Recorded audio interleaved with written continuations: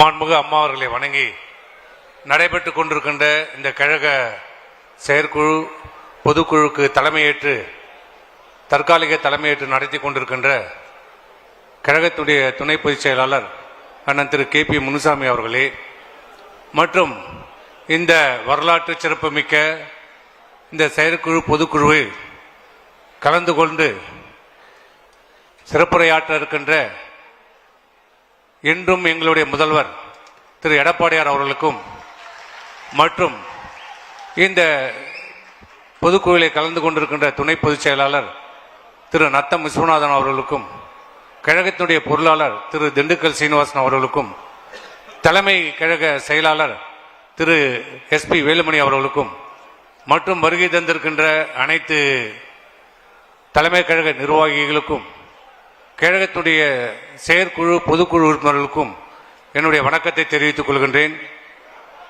இன்றைக்கு இந்த 2025 செயற்குழு அனைவரும் சொன்னீர்கள், இது வரலாற்று சிறப்புமிக்க ஒரு பொதுக்குழு என்று. உண்மையிலே இது அனைத்து இந்திய அண்ணா திராவிட முன்னேற்ற கழகத்தினுடைய வரலாற்றிலே பொறிக்கப்பட வேண்டிய ஒரு முக்கியமான நிகழ்வாக அமையப் போகிறது. ஏனென்றால் இந்த செயற்குழு பொதுக்குழு தான் இன்றைக்கு ஆண்டு கொண்டிருக்கின்ற மக்கள் விரோத அரசு ஸ்டாலின் அரசுக்கு சங்கு ஊத போடுகிற ஒரு பொதுக்குழு. பல்வேறு இந்த மண்டபம் நம்முடைய அனைத்து இந்திய அண்ணா திராவிட முன்னேற்ற கழகத்தினுடைய வரலாற்றிலே பல்வேறு சிறப்பான நிகழ்வுகளை சந்தித்திருக்கிறது.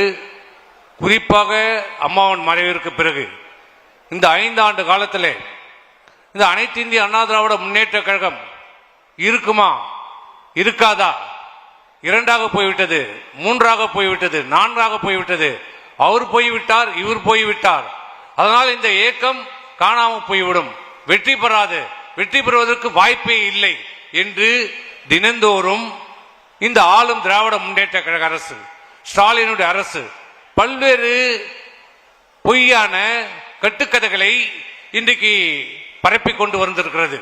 அதற்கு துணையாக இந்த ஊடகங்களும் பத்திரிகை துறையிலும் முழுமையாக விலை போய் அனைத்து இந்திய இப்போது மட்டுமல்ல, ஏதோ அனைத்து இந்திய அண்ணா திராவிட முன்னேற்ற கழகத்தை மாண்புமிகு அம்மாவுடைய மறைவிற்கு பிறகு இந்த 5 ஆண்டு காலத்தில் தான் நம்மை கல்லெறிகிறார்கள் என்றில்லை.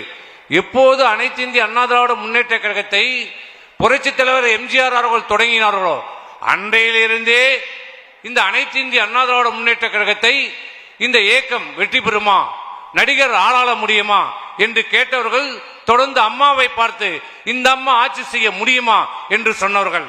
அம்மாவின் மறைவிற்கு பிறகு இந்த இயக்கம் இருக்காது, இந்த ஆட்சி இருக்காது, எடப்பாடிக்கு ஆள தெரியுமா, நிர்வாகம் தெரியுமா என்று கேட்டவர்கள் மத்தியிலே 4.5 ஆண்டு காலம் சிறப்பான ஒரு ஆட்சியை, சிறப்பான ஆட்சி மட்டுமில்ல, மக்களுடைய மனநிலையை புரிந்து, ஏழை மக்களுடைய மனநிலையை புரிந்து, விவசாயிகளுடைய மனநிலையை புரிந்து, அனைத்து தரப்பு மக்களுடைய மனநிலையை புரிந்து ஆட்சி செய்த ஒரு முதலமைச்சராக, விவசாயிகளுடைய முதலமைச்சராக, மக்களுடைய முதலமைச்சராக 4 ஆண்டு காலம் சிறப்பாக நிறைவு செய்து காட்டியிருக்கிறது அனைத்து இந்திய அண்ணா திராவிட முன்னேற்ற கழகம். இதுதான் அதிமுகவுடைய சரித்திரம். இன்றைக்கு நேற்று இல்லை, என்றைக்குமே அதிமுக ஆட்சியில் இருந்தாலும் இல்லை என்றாலும் நம்மை தான் குறிவைத்துக் கொண்டு எப்படியாவது இந்த அதிமுகவை அழிக்க விட வேண்டும், அழிக்க வேண்டும் என்று கங்கணம் கட்டி கொண்டு ஒரு இருந்து கொண்டிருக்கிறார்கள் தமிழகத்திலே.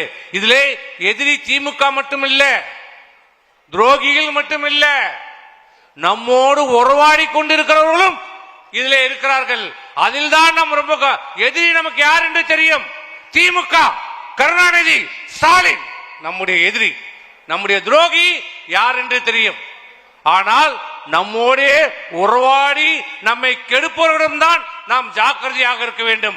சில அரசியல் புரோக்கர்கள் இருக்கிறார்கள், அவர்களிடம் நாம் ஜாக்கிரதையாக இருக்க வேண்டும், அவர்களை நாம் இனம் கண்டு கொள்ள வேண்டும்.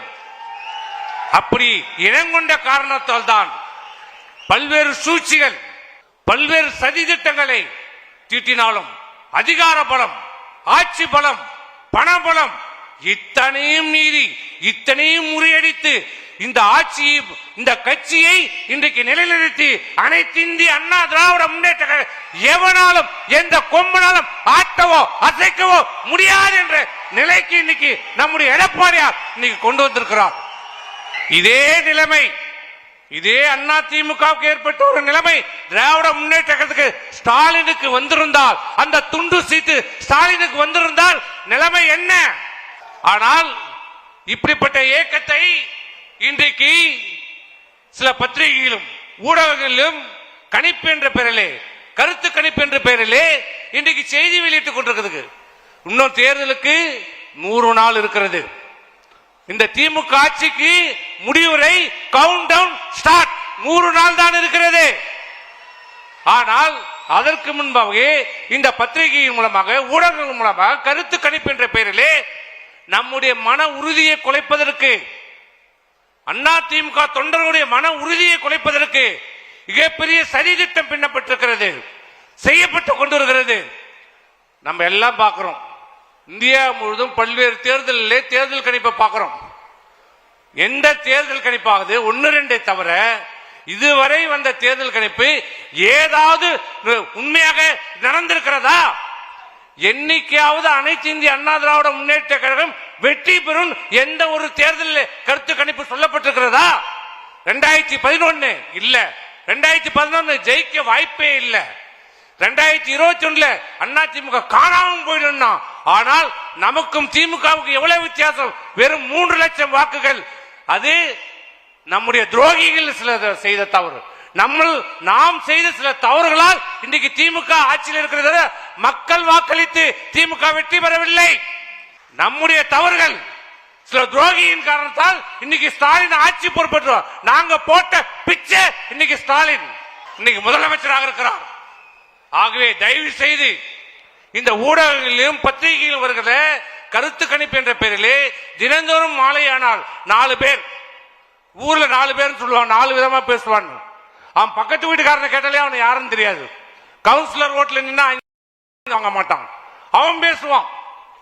நான் பார்த்து விட்டேன், நான் கேள்விப்பட்டு விட்டேன். என்னிடம் சொன்னார், இவங்ககிட்ட தான் வந்து அமித்ஷா சொன்னார். விளக்கு வச்சு பார்த்தவனுங்க பக்கத்திலே அப்படியே விளக்கு வச்சு பிடிச்சி பார்த்தவனுங்க சொல்லுவானுங்க, அண்ணா திமுக இது நடந்து விட்டது, அது நடந்து விட்டது. சண்முகம் இன்றி வெளியேறுகிறார், தங்கமணி போகிறார். எங்கயா போனோம்? உயிருள்ள வரை இந்த அனைத்து இந்திய அண்ணா திராவிட முன்னேற்றம் இது எங்க கட்சி, எங்க கட்சிடா இது? அண்ணா திமுக தொண்டர்கள் நிரம்பிய கட்சி, தொண்டர்களால் தொடங்கப்பட்ட கட்சி, தொண்டர்களுக்காக செயல்படுகிற ஒரு இயக்கம். இது கோபாலபுரத்து குடும்பம் இல்ல, திமுக இல்ல, இது அண்ணா திமுக. ஆகவே தயவு செய்து மன உறுதியோடு இருங்க, நம்பிக்கையோடு இருங்க. உங்கள் தைரியம், உங்க மன உறுதிதான் அண்ணா திமுகவை எடப்பாடியார் 2024 மீண்டும் தமிழ்நாட்டுடைய முதலமைச்சராக நாம் அமர வைக்க வேண்டும் என்பது கூறி விடைபெறுகிறேன். நன்றி, வணக்கம்.